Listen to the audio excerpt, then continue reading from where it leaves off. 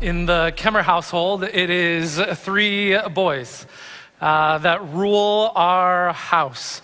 It's intense. They're all three of them are alpha males. They want to be heard. They want it to be their way. They want to dominate.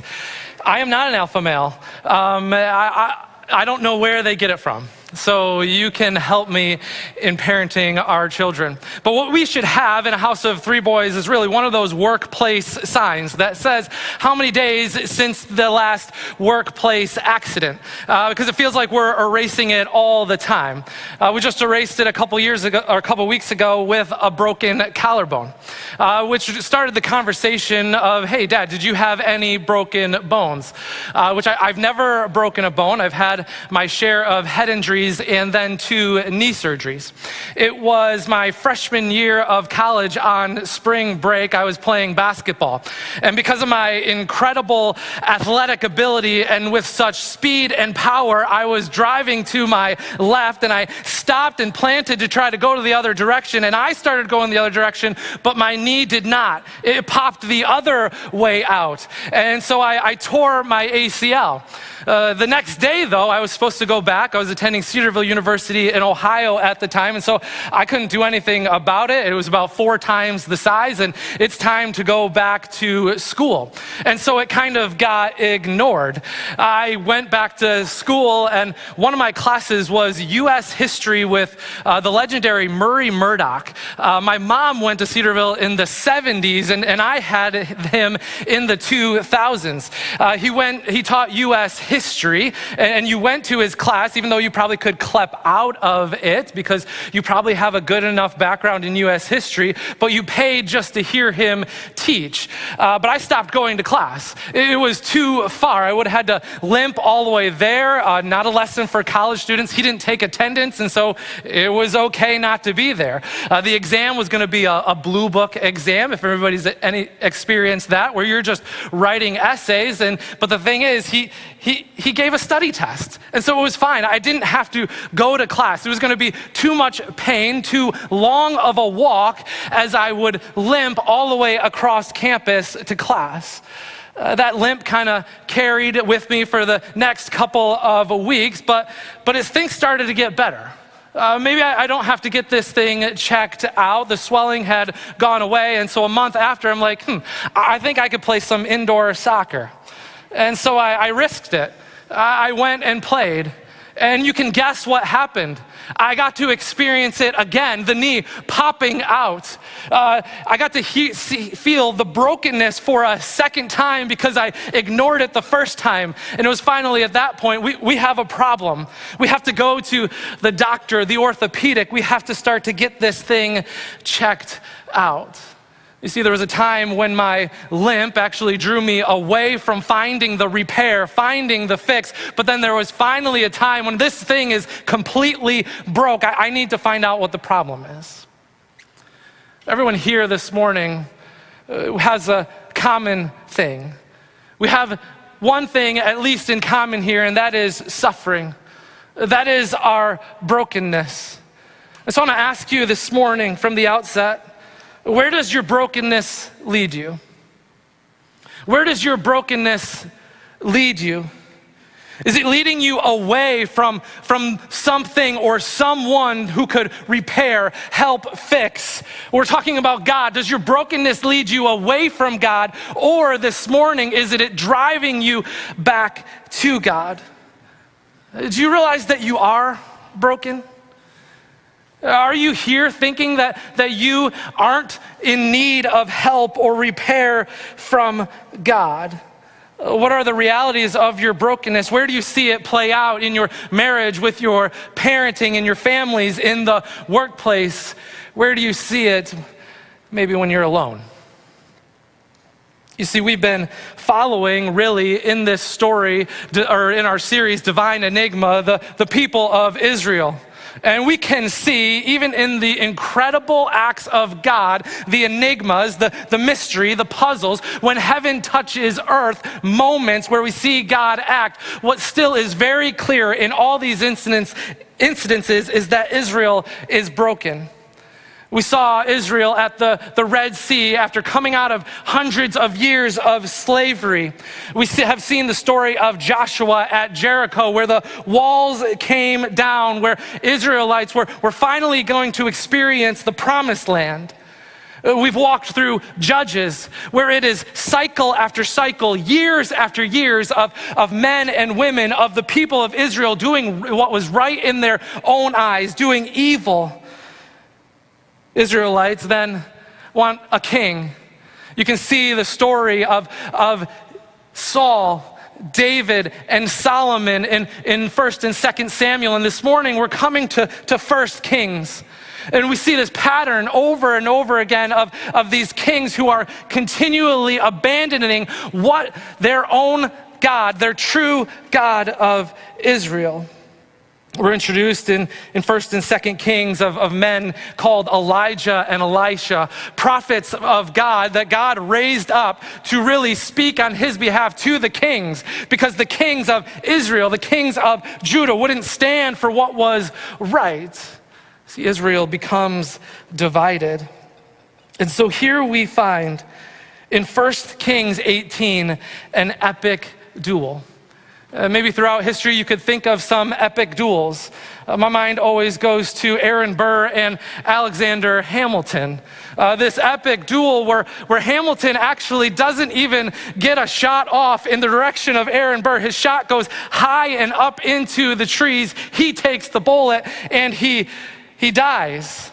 See this duel, they don't even come with a gun to the fight.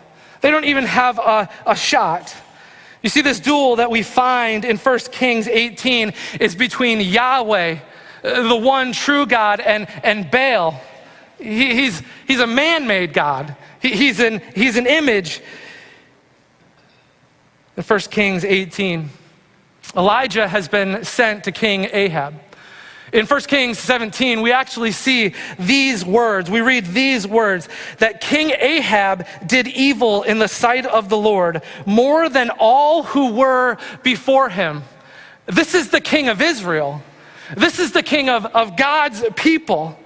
And even funny enough, his wife is even more famous for the evil that she does. Jezebel. She loves Baal. She is all after Baal, and she is all about hurting the people of God. So we have this duel in 1 Kings 18. And on behalf of Yahweh, on behalf of God, we have Elijah. Elijah doesn't have a great relationship with King Ahab. You can see even in verses 17 and 19 of 1 Kings 18 that Ahab refers to Elijah as the troubler of Israel. See, they had an encounter back at the beginning of chapter 17, and Elijah comes and says, you are going to have a drought, and it's not going to rain until I say so. Really, he's the mouthpiece of God. He's saying it's not going to rain until God says so, because you have abandoned God, because you've chosen worship of idols. And so Ahab references Elijah as the troubler of Israel. He's the cause of the drought. This drought was over the course of 3 years when we come up to 1 Kings 18. This drought means no rain, actually no dew either in the morning. And so what does this drought cause? This drought is going to cause a complete famine. It was the consequence of pagan worship, the consequence of abandoning God. Israel has a limp. Is it going to drive them to God, or is it going to drive them away from God? You and I come in with a limp this morning. Maybe it is suffering. Maybe it is circumstance. Either way, it's a result of our own sin, or it's a result of someone else's sin against you in your own life, or the fact that our world is broken by sin and we face trials and consequences. I love how a text can just simply compare and contrast, give us two choices. And so this morning, I give us two choices. The first one is this. It's a choice actually for brokenness. We might think we might not actually choose brokenness, But I want you to see first off this morning that limping away from God is choosing complete brokenness. Read with me in 1 Kings 18, beginning in verse 20. So Ahab sent to all the people of Israel and gathered the prophets together at Mount Carmel. Here, there's probably represented about 450 prophets of Baal, and then another 400 prophets from Baal's mom, Asherah, the fertility goddess. And so they gather on Mount Carmel. Mount Carmel has become a place for idol worship. But we'll see in the text that it used to be a place where Israel, where God's people put altars and worshiped God. It was the highest place in the region. You see, there's this language in the text when when the Bible is referring to idols here in 1 Kings, you often see throughout all the different kings that ruled what they did with the high places. What they did with the high places. It was interchangeable with idols because what they did is they removed God from the high places, God from the highest place, and instead put their own idols there. So it's intentional that we're on top of a mountain, that we're on top of Mount Carmel here for this duel. Verse 21, Elijah came near to all the people and said, "How long will you go limping?" Between two different opinions. If the Lord is God, follow him. But if Baal, then follow him. And the people did not answer him a word. Then Elijah said to the people, even I only, am left a prophet of the Lord. But Baal's prophets are 450 men. We have this one prophet, verse 450, in this showdown. Let 2 bulls be given to us. Let them, the prophets of Baal, choose one bull for themselves and cut it into pieces and lay it on the wood, but no fire to it. And I will prepare the other bull and lay it on the wood and put no fire to it. And you, call upon the name of your God, and I will call upon the name of the Lord. And the God who answers by fire, he is God. And all the people answered, "It is well spoken." Then Elijah said to the prophets of Baal, "Choose for yourselves one bull and prepare it first, for you are many, and call upon the name of your God, but put no fire to it." And they took the bull that was given them, and they prepared it, and called upon the name of Baal from morning until noon, saying, "O Baal, answer us." But there was no voice, and no one answered. And they limped around the altar that they had made. And at noon Elijah mocked them, saying, "Cry aloud, for he is God. Either he is musing, or he is relieving himself, or he is on a journey, or perhaps he is asleep and must be awakened." And they cried aloud and cut themselves after their custom with swords and lances until the blood gushed out upon them.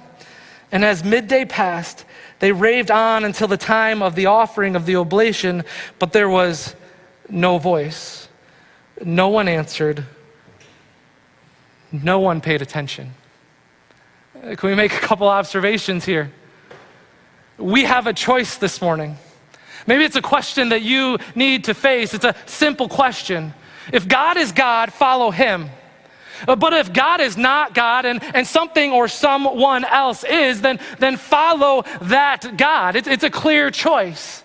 Elijah is going to be used by God to give a clear answer. I don't mean to ruin the ending for you, but this isn't going to go well for the prophets of Baal.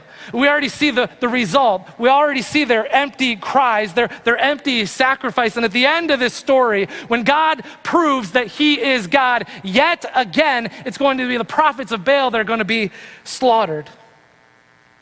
Did you notice the people of Israel in this text? They didn't give an answer. If God is God, follow him. If Baal is God, then follow Baal. And they don't utter a word. They don't know. Well, how do you not know? Do you not remember the Red Sea? Do you not remember Jericho? Do you not remember the sun standing still? Do you not remember how Gideon took down an army and they didn't have to fight? Israel, where have you been for years and years and years that you don't know who God is? They're standing here having gone through 3 years of drought and famine. Can you relate? Has it been a long time? Do you feel like you're in a spiritual, physical, emotional, mental drought or famine? And so they're sitting here starving, just wanting some water, and they're like, I don't know. Whoever's going to feed me, whoever's going to give me water, whatever's going to fulfill this void and emptiness, that's the God I'm ready to follow. I love the picture that the sacrifice here is the use of a bowl. You have a bowl that is common in a sin offering. So here you have before two gods really this offering that could give a picture that who can take away my sin? Who do I sacrifice for? Who do I come before with my sin? The way Elijah mocks the prophets and Baal is hilarious. Now there's these thoughts that Baal would be kind of human-like. He would go on journeys. He would sleep. But can we just realize what the dumbness is here already? They're in a drought, and they've been in a drought for 3 years. Baal is the storm god. Where's he been for 3 years? Why isn't this God coming through?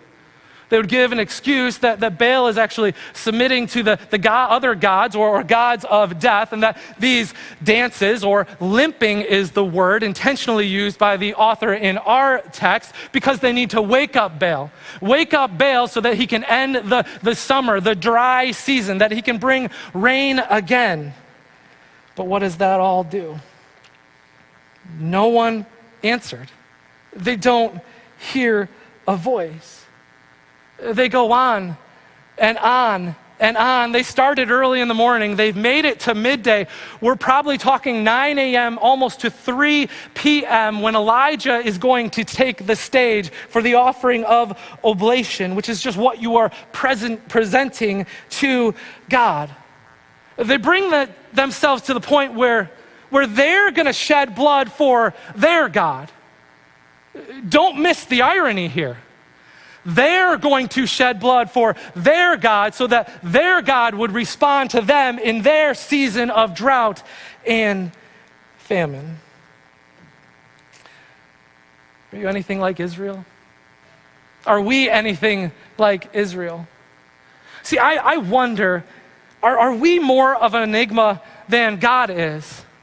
We're talking about an enigma, something that puzzles you or is a mystery, and there's no doubt that we can know the unknowable about our God, but there is still things about him that leave a mystery.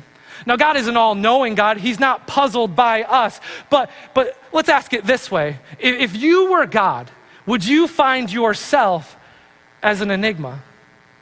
You don't get yourself. You don't get why you're running after that idol, that God, that thing that hasn't fulfilled at all your entire life. It's left you empty, helpless, and you have been lower than low. You've been left defeated, yet you're still pursuing and chasing after different gods of this world. What are the gods of this world? What are your other gods? Israel's brokenness is really rooted in the first commandment. Have no other gods before me. So what are you putting before God? What have you placed in front of God? Is it identity? And now we talk about comfort, control, and significance all the time here at Redemption Church. Why talk about idols all the time? Because here we have Israel, God's people who've spent 400 years in slavery. They complained, and many generations did not see the promised land. We come and we see they want a king. They want what the world has, and they go through this divide and decline, and it's been hundreds of years, and they're still chasing after other gods. And we're the exact same. It's been how many years, and I am still chasing after other gods. Is the God you chased after identity? Is it wealth? Is it success? This idea of prosperity and achievement? Is it specific relationships? Is it safety and security? Can I say this about safety and security? You know, safety and security becomes an idol when worry wins the day. Are there things that can drive us and naturally can drive us to worry in what we have lived out in the last year or two? Absolutely. But when worry wins the day, safety and security has become an idol. Worry cannot stop us from doing what the Lord has called us to do. It cannot. Hear me. Wisdom must. Wisdom has to. Wisdom can tell you that's unsafe, but worry should not. But I wonder if I can propose to you this morning an idol. The idol of time. Is your time an idol?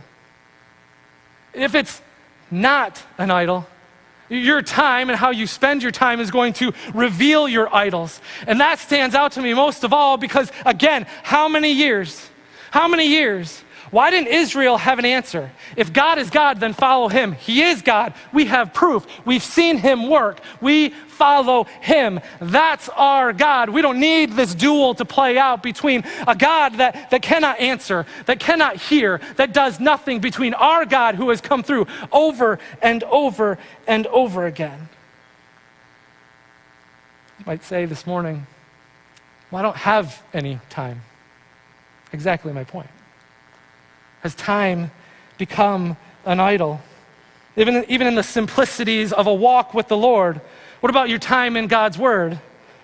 Is it ignored? What about your time with God's people worshiping? I'm not going to equate everything to a Sunday morning worship service and not even driving home being here at Redemption Church. But here in our country today, the average attendance at church is 1.7 weeks out of a month. And it's just asking, is your idol of time driving you to an inconsistency with the body of believers to worship? But then throughout the week, do you abandon the community of believers? The community that we see in Acts 2, that they are getting after it, the gospel, living out the gospel, not on a weekly basis, but on a daily basis. Do you choose isolation? See, as we pursue different gods in our life, as maybe we wrestle with the idol of time, our brokenness, our emptiness is clearly present. Maybe it drives you to anger or bitterness or joylessness. Where's God? I'm in a drought. Maybe your suffering and brokenness drives you to disappointment and discouragement. Would you listen to what one pastor and author says about suffering and brokenness? He says this: suffering itself does not rob you of joy, idolatry does. If you're suffering and you're angry and you're bitter and you're joyless, it means that you've idolized whatever it is you're losing. Joylessness and bitterness in the crucible of suffering happens when we lose something we've held on to more tightly than God. How is your present disappointment, discouragement, or grief a window on what has actually captured your heart? We look to 1,000 things smaller than Jesus to make us feel like we matter. The reason for much of our anger and much of our bitterness is God prying open our hands and taking away something we've held on to more tightly than him. What this morning are you holding on to more tightly than him? See, maybe you believe God isn't coming through for you. I think that can be fair.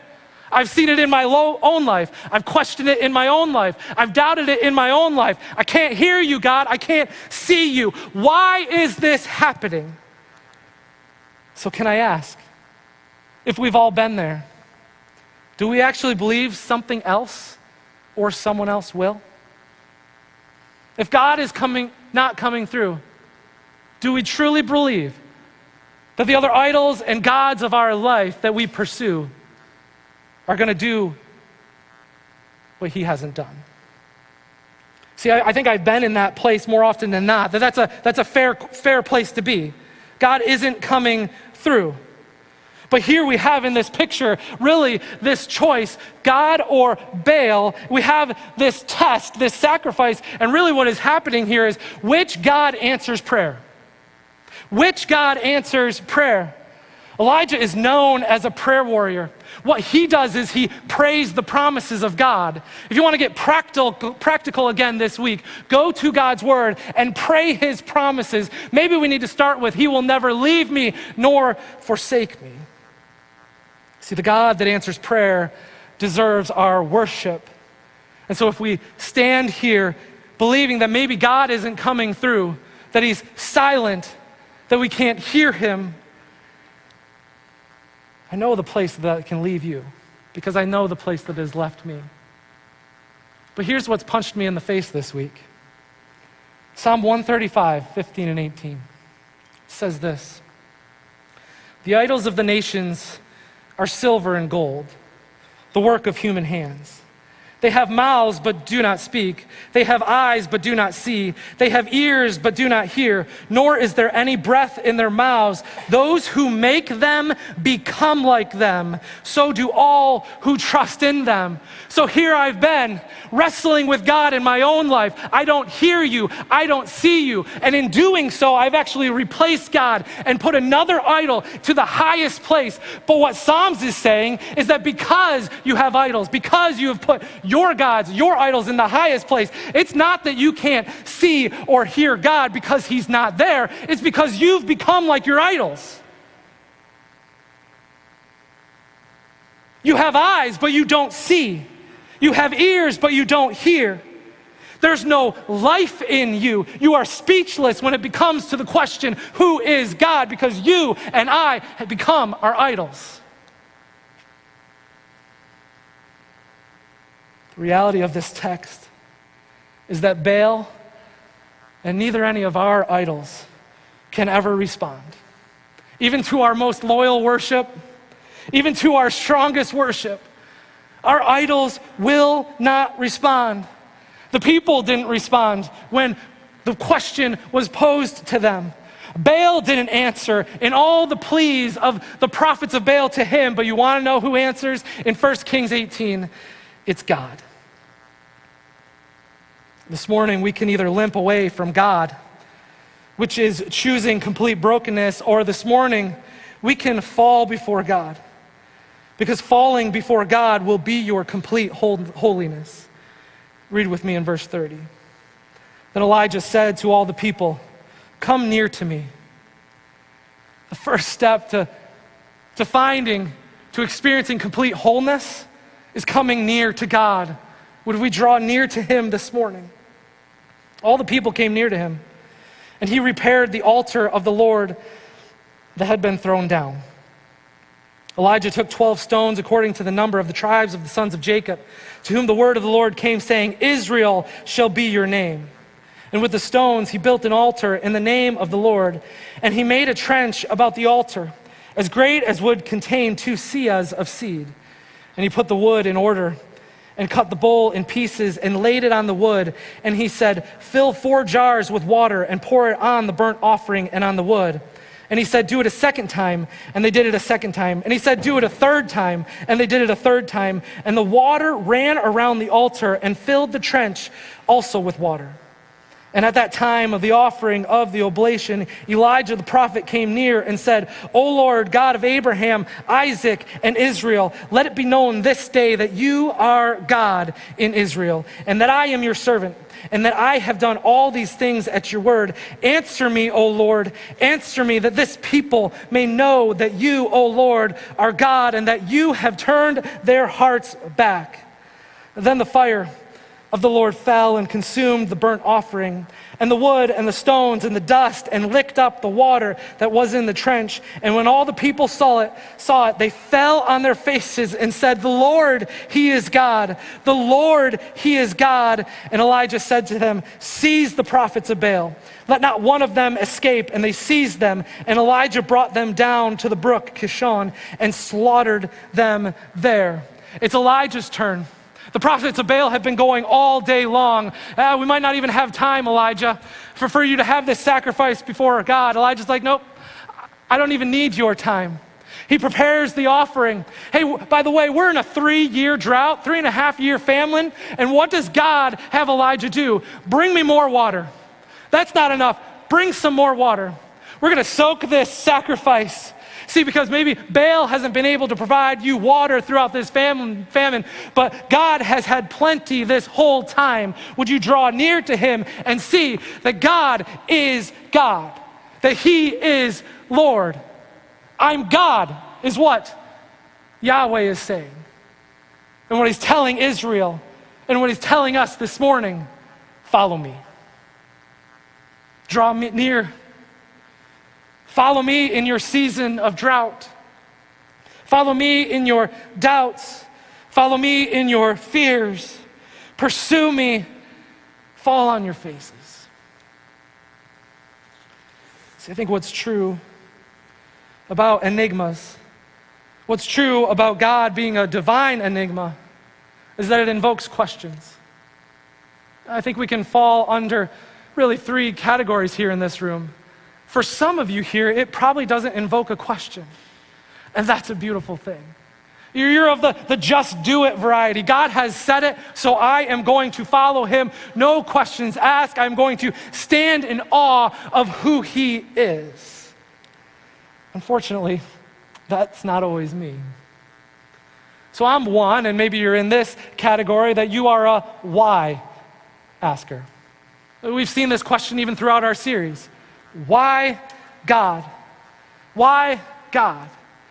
See, as a kid growing up, what was the question, or what was the answer to why? Because I told you so. Which is always a good enough answer for God.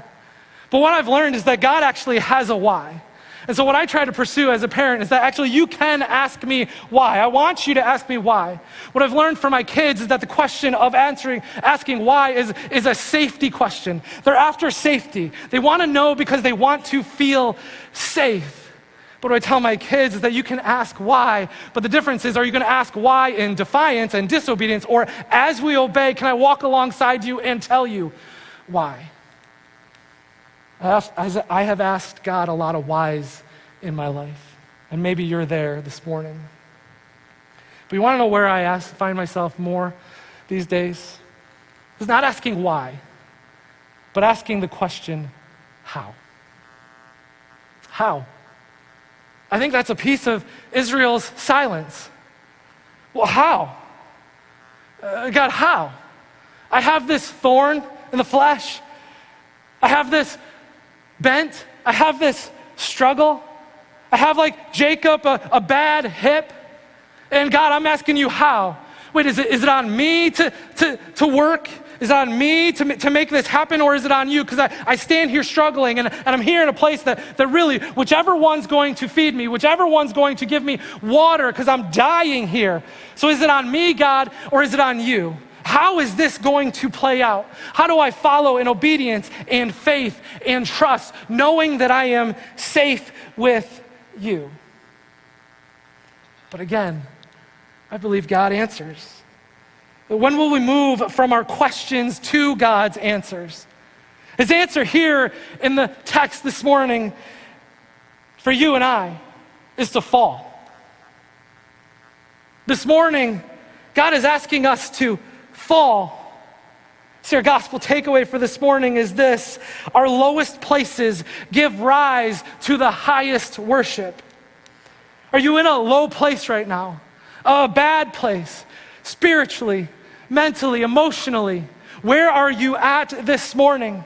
Because there is an intentionality where God drives us to our knees. Here in the text, he is driving us, the people of Israel, onto our faces to know that he is God. I wonder this morning if you could be in a low place because of your limp that you've brought in, but you actually haven't been brought to the lowest of places, which is surrender before the Lord.